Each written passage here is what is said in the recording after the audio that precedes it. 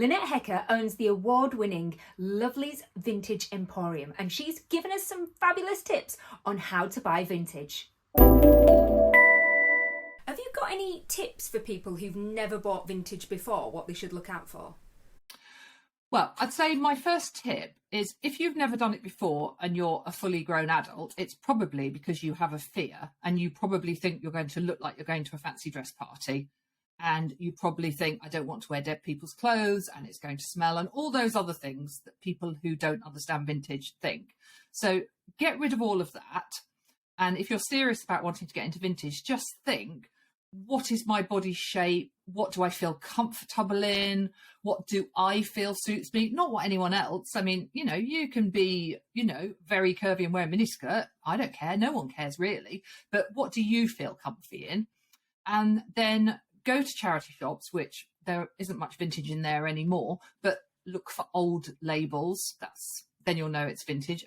Or just explore clothing as a whole. Just think, what would I like that's different? Like this dress is 1980s, but I don't know that you would know it was 1980s. You might think it's modern, but it's got a drop waist, it's got buttons, it's got the puff shoulders. I mean, it's polyester, so you do glow in it, but it goes in the wash. You don't have to iron it. It's a good day dress. I wouldn't wear it to a party necessarily, but I'm not going to see anyone else in this dress. It's 40 years old. So that would be my tip. Just think about what you like and then go out hunting. And don't worry about the smell. It can be dry cleaned or put in the wash.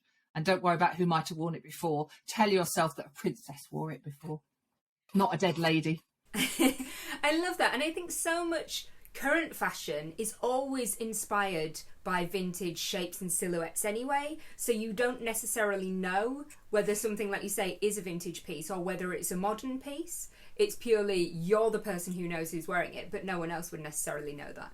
Yeah, and they don't need to know. I mean, for me, fashion is fun, and a lot of women particularly, because I presume it'll be women who are mostly watching this, not men, so I'll talk about women or people who like to dress in female type clothing. I think it should just be fun. It should be a bit of a laugh. These glasses are ridiculous and I know that, but I just really like them and they make me smile. Every time I put them on, they make me smile. They were sunglasses and I had I do need glasses for reading. They're not a fashion accessory, although they're that as well.